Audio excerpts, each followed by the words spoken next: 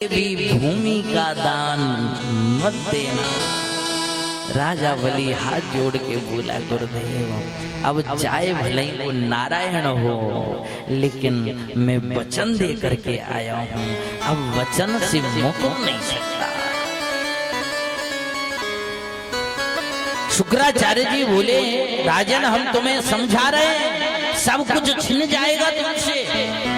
अरे वो नारायण है, तुम्हारे पूर्वजों को उसने छल छल कर करके मार दिया है। अरे तुम्हारे ऐसे ऐसे पूर्वज ऐसे बड़े बलशाली, जिन्हें वरदान मिला, ना ऊपर मरू नीचे मरू, ना बाहर मरू ना भीतर मरू, है ना अस्त्र से मरू ना शस्त्र से मरू, ना मनुष्य से मरू ना जानवर से मरू, ऐसे महापुरुष को भी मार दिया।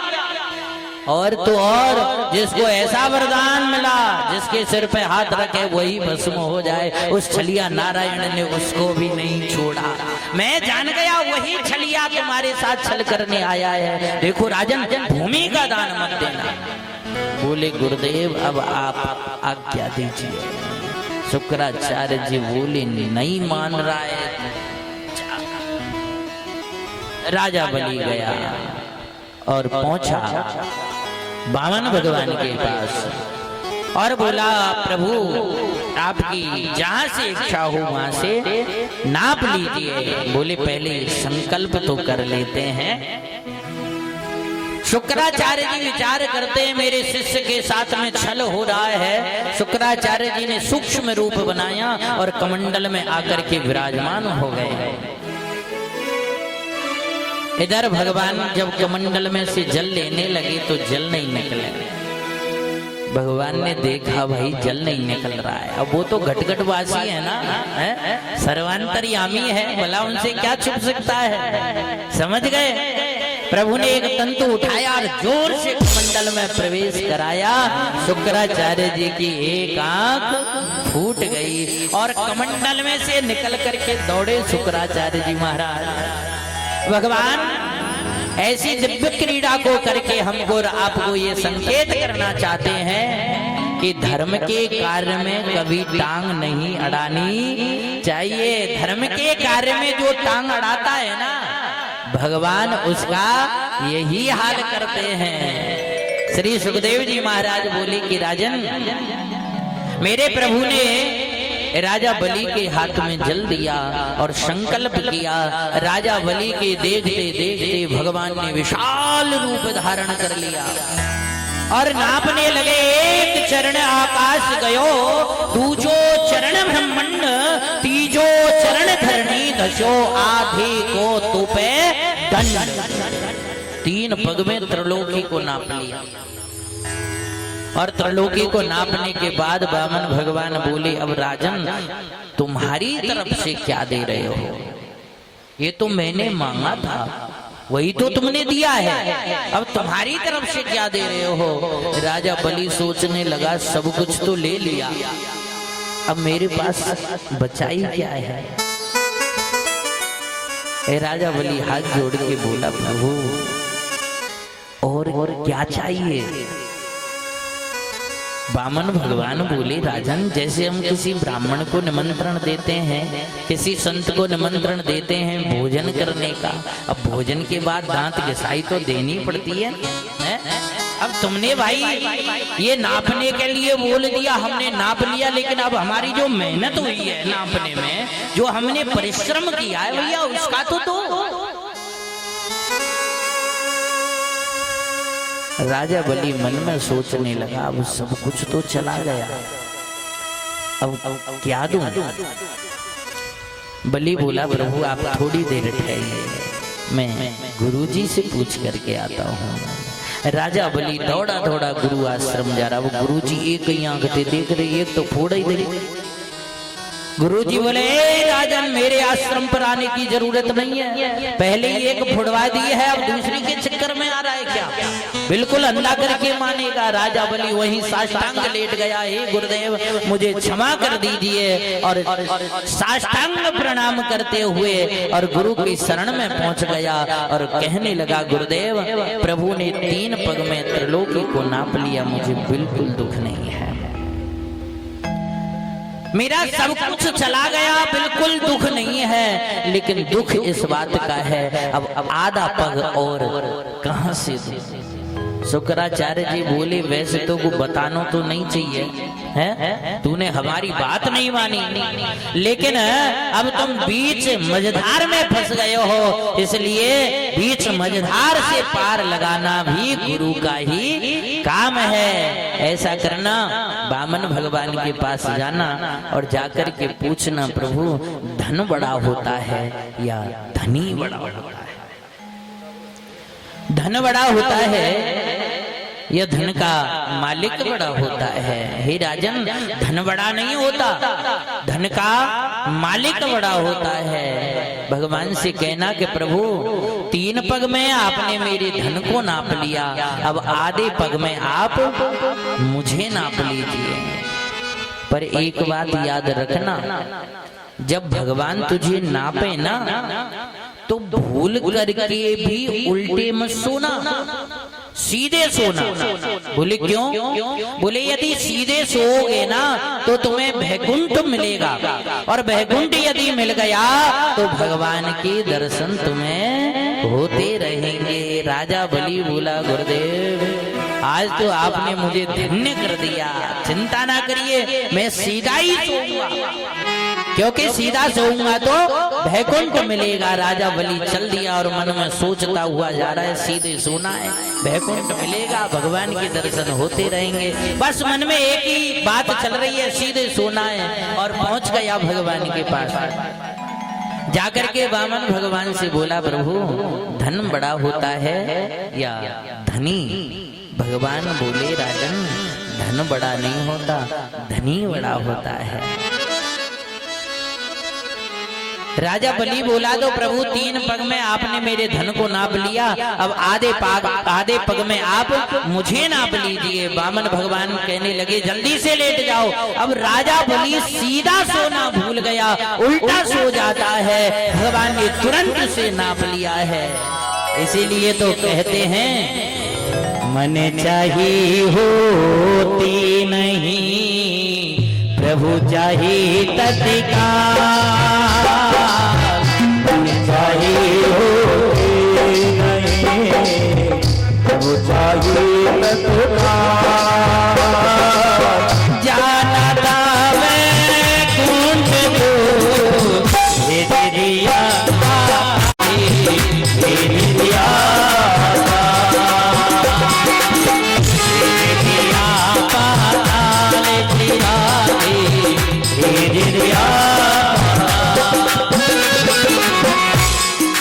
मन चाहिए होती नहीं, प्रभु चाहिए तत्काल, और जाना था वैकुंठ को, सुभेद दिया पाताल।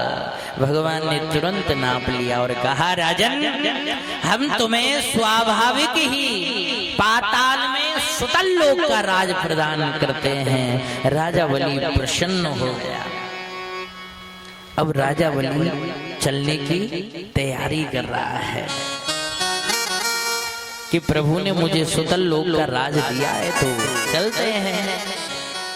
अब वामन भगवान राजा बलि के पीछे पीछे जा रहे हैं। राजा बलि जिधर जाता है वामन भगवान उसके पीछे पीछे।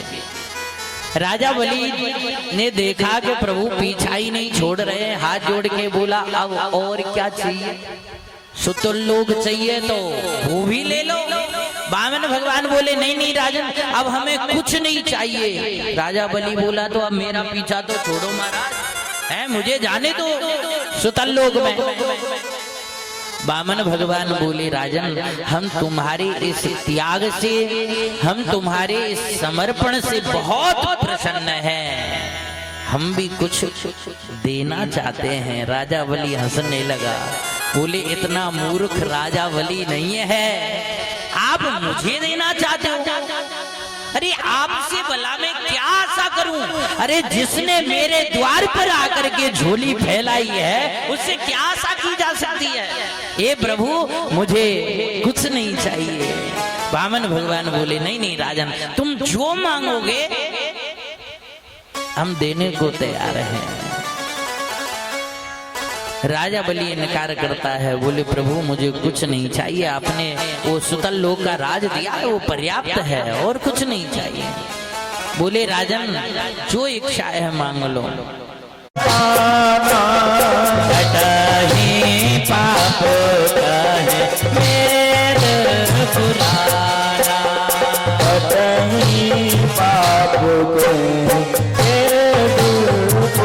आप ही ने तो कहा है कि दर्शन मात्र से ही जन्म जन्मांतर के पापों का क्षय हो जाता है, नाश हो जाता है। सो महाराज मेरी तो केवल दर्शन की इच्छा है। बामन भगवान समझ गए कि आज तो हमारे साथ छल हो गया है। बोले ठीक है राजन, जब तुमने हमसे हमें को मांगी लिया तो चलो हम तुम्हारे साथ चलते हैं। बामन भगवान राजा बलि के साथ में चल देते हैं सज्जनों, और चलते हुए पाताल में सुतल लोक में पहुंच गए। और सुतल लोक में राजा बलि के द्वार पर पहरा देने लग जाते हैं। राजा बलि बिना कारण के ही बार बार बाहर आता है, प्रभु के दर्शन करता है, अंदर चला जाता है। इधर थोड़ा समय व्यतीत हुआ, माता लक्ष्मी को चिंता हो गई कि अभी तक स्वामी लौट करके नहीं आए, पता नहीं कहां चले गए। ढूंढती है माता लक्ष्मी, फिर विचार किया कहीं ऐसा तो नहीं भोले बाबा के चक्कर में पड़ गए हों, भंग पिलाए दई हो वहीं पड़े हों। है माता लक्ष्मी भोलेनाथ के यहाँ पहुंची, वहां जाकर के देखा, पूछा भोलेनाथ से प्रभु यहाँ मेरे स्वामी आए थे। भोलेनाथ ने कहा देवी बहुत समय से नहीं आए। लक्ष्मी जी को और चिंता बढ़ गई, ब्रह्मलोक में पहुंची, ब्रह्मा जी से पूछा, उन्होंने भी इनकार कर दिया। अब तो और ज्यादा चिंता हो गई। इधर माता लक्ष्मी रोते रोते लौट रही हैं, और इधर देवऋषि नारद बीणा बजाते हुए हरि जय जय नारायण, जय जय नारायण, जय जय नारायण नारायण नारायण। आप देना ही चाहते हो तो इतनी सी कृपा कर दो, जब मैं महलों में अंदर प्रवेश करूं तो द्वार पर आपके दर्शन हो, और महलों से बाहर निकलूं तो द्वार पर आपके दर्शन हो। बामन भगवान बोले राजन इसका मतलब तुम हमें नौकर बनाना चाह रहे हो। राजा बलि हाथ जोड़ के बोला गुरुदेव नौकर बनाना नहीं चाह रहा, आप ही ने तो मुझे ज्ञान दिया है। क्या दर से परस मोक मंजन पाना, दर से परस मोक नारायण नारायण नारायण, जय जय नारायण नारायण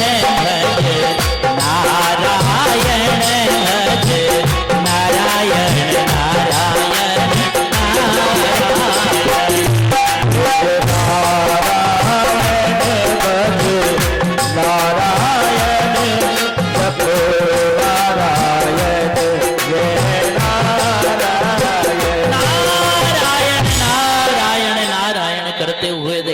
नारद चले जा रहे हैं, और पकड़ करके मैया पूछने लगी अरे नारद जी आपने मेरे पति को कहीं देखा है? नारद जी जोर जोर से हंसने लगे।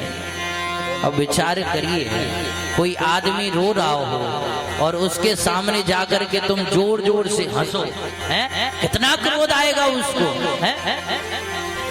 माता लक्ष्मी को बड़ा क्रोध आ रहा है, लेकिन आज मतलब है ना, है? माता लक्ष्मी पुनः बोली नारद जी आपने मेरे पति को कहीं देखा है? नारद जी हंसते हुए बोले मैया तुम्हारे पति देव तो छलिया हैं ही हैं, लेकिन तुम्हारे पति ऐसे छलिया हैं कि वो भूल जाते हैं कि मेरा जैसा छलिया पूरे जगत में कोई नहीं है। लेकिन माँ सच बताऊं ना उस छलिया का बाप भी मौजूद है। बोले हुआ क्या बताओ तो सही। बोले माँ छलिया के साथ छल हो गया है, जो सबके साथ छल करता है आज उसके साथ छल हो गया। मैया रोने लगी, बोले बता तो सही वो है कहाँ? नारद जी बोले माँ वो पाताल में सुतल लोक में पहरा दे रहे हैं। मैया के नेत्रों से अश्रुओं की धार निकल गई। बोले मैं तो कभी लड़ती नहीं झगड़ती नहीं, इनका मतलब क्या है वहां जाकर के उनसे अटकने का है? अब पहुंच गए ना सुतल लोक में।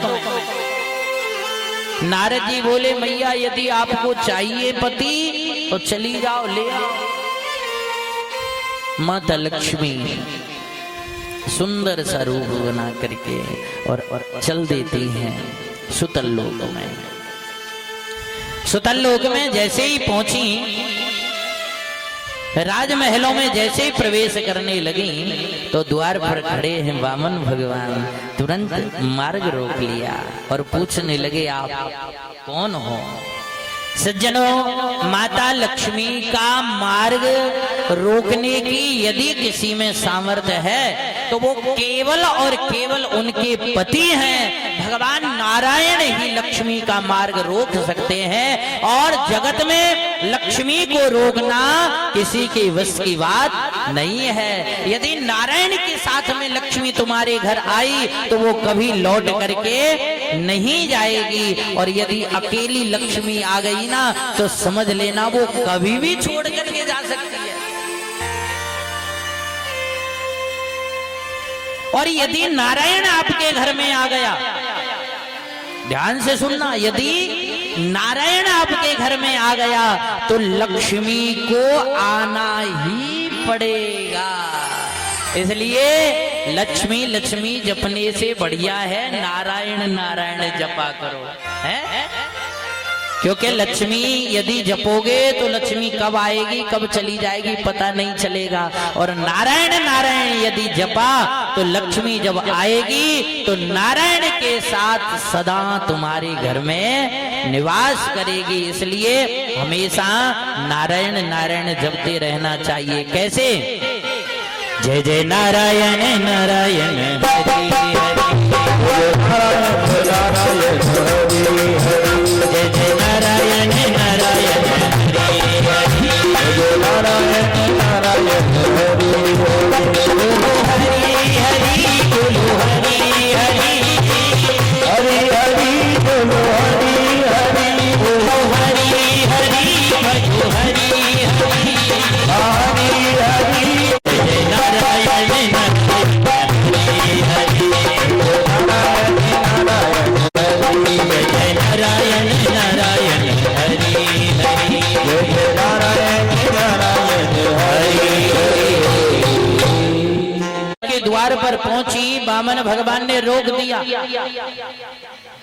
पूछने लगे आप कौन हो? माता लक्ष्मी समझ गई कि यही मेरे पति देव हैं। माता लक्ष्मी बोली आपको नहीं पता मैं कौन हूँ? वामन भगवान बोले नहीं पता, कौन हो बताओ।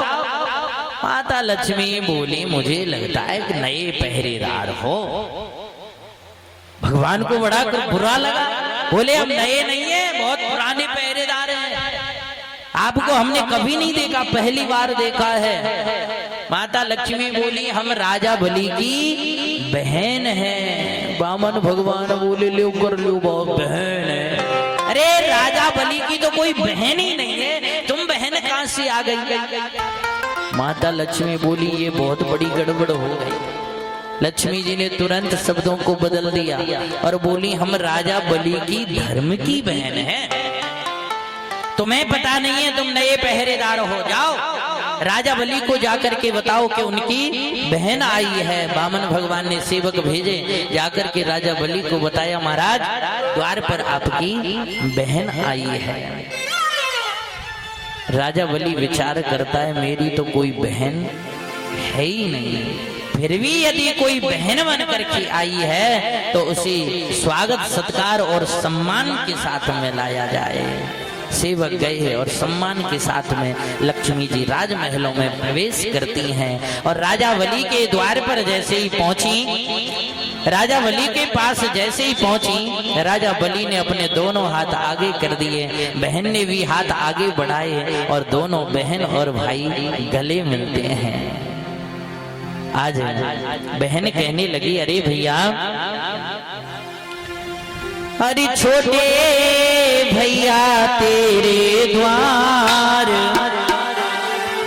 बहना बड़ी दूर से आई। हे भैया, बहुत दूर से आई हूँ। राजा बलि भी गले मिलने लगा है। बहना बड़ी दूर से आई, बहना बड़ी दूर